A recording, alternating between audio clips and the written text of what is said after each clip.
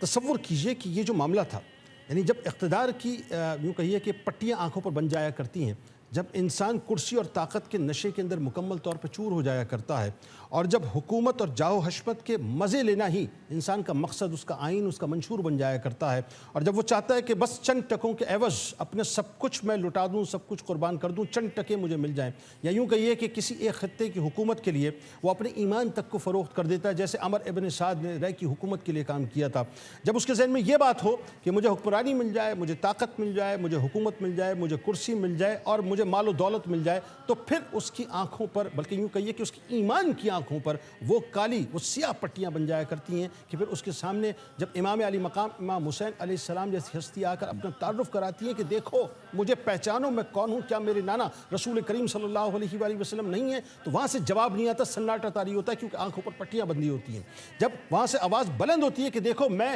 مولا کائنات مولا علی کرم اللہ وجہ الکریم کا لخت جگر نہیں ہوں، تو وہاں سے آواز نہیں آتی، آنکھوں پر پٹیاں بندھی ہوتی ہیں۔ اور جب وہ یہ فرماتے ہیں کہ کیا میں نبی کریم صلی اللہ علیہ وآلہ وسلم تمہارے نبی کی بیٹی کا بیٹا نہیں ہوں، تو اس وقت بھی وہ خاموشی اختیار کرتے ہیں، کیونکہ آنکھوں کے اوپر ان کے اقتدار کے نشے کی، مال کی، دولت کی، جاہ و حشمت کی پٹیاں بندھی ہوتی ہیں۔ ایک عجیب منظر کربلا کا ہے، گھوڑوں کی ہنہناٹ ہے، شور و غل ہے، طبل کا شور ہے، تلواریں جو ہیں وہ لہرائی جا رہی ہیں فضاؤں کے اندر، اور 22,000 کا لشکر اشیاء ان 82 نفوس قدسیہ کو سرور دو جہاں صلی اللہ علیہ وآلہ وسلم کی نسبت بھی رکھتے ہیں اور ان کے گھرانے کی بھی ہیں، ان کو روندنے کو معاذ اللہ تیار ہے۔ لیکن وہی بات ہے صاحب، ایک طرف جو اقتدار کا نشہ ہے اور دوسری طرف اللہ اور اس کے رسول صلی اللہ علیہ وآلہ وسلم کی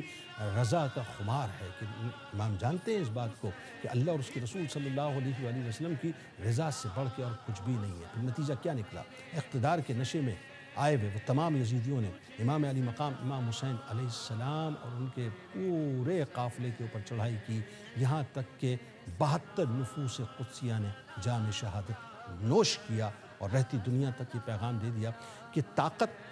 حکومت، کرسی،